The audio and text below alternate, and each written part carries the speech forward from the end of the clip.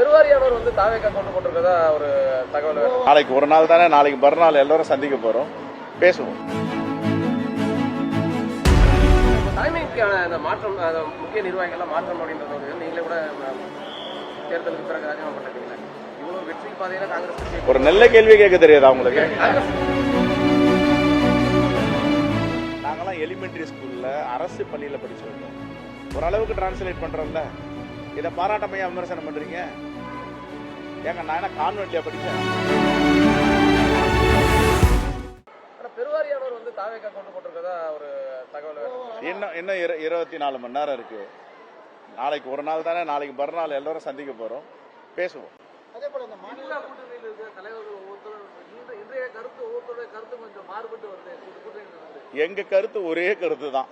இந்த வைகோ மாதிரி தாவேக்காவுடைய முடிவுகள் ஒரு இதா இருக்கும், தாவேக்காவுடைய முடிவுகள் எழுச்சியா இருக்கும் அப்படின்ற மாதிரி சொல்லியிருக்காரு.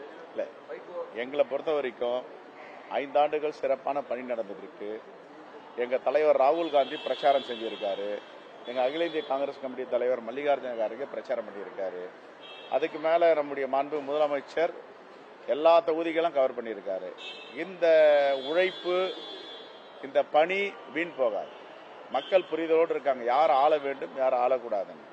அப்ப எங்களுடைய மதச்சார்பற்ற முற்போக்கு கூட்டணி 200 தொகுதிக்கு மேல் வெல்லும்ன்றது தான் டே ஒன் என்னுடைய கருத்தை. நான் அதை மாத்திக்கல. ஏங்க எனக்கு தெரிஞ்ச இங்கிலீஷ்ல தான் சொல்லலாம். பிரிட்டிஷ்காரன் கிடையாது, உங்களை மாதிரி மொத்த படிச்சவங்க கிடையாது. ரொம்ப தூரத்துல டிஸ்டன்ஸ்ல இருக்கிறோம். காதல உள்ள ஸ்பீக்கர்லாம் அந்த பக்கம் திருப்பி வச்சிருக்கு. நாங்கெல்லாம் எலிமெண்டரி ஸ்கூல்ல அரசு பள்ளியில படிச்சவங்க. ஓரளவுக்கு டிரான்ஸ்லேட் பண்றோம்ல, இதை பாராட்டமையா விமர்சனம் பண்றீங்க? ஏங்க நான் என்ன கான்வென்ட்லயா படிச்சேன், சிபிஎஸ்இலயா படிச்சேன்? அரசு பள்ளியில படிச்சு எலிமெண்டரி ஸ்கூல் ஆகட்டும், எல்லாம் கவர்மெண்ட் ஸ்கூல் தான். எங்களுக்கெல்லாம் பெரிய தனியார் பள்ளிக்கூடம், தனியார் ஸ்கூல்லாம் தெரியாது. இதை விமர்சனம் பண்றாங்கன்னா அவங்க மனநிலை, மனநோயாளி எப்படின்றத நீங்க புரிஞ்சுங்க. ஆனா இப்ப தலைமைக்கான அந்த மாற்றம், முக்கிய நிர்வாகிகள்லாம் மாற்றம் அப்படின்றது நீங்களே கூட தேர்தலுக்கு பிறகு ராஜினாமா பண்ணிட்டீங்களா? இவ்வளவு வெற்றி பாதையில காங்கிரஸ் ஒரு நல்ல கேள்வி கேட்க தெரியாதா உங்களுக்கு? வெற்றி பாதையில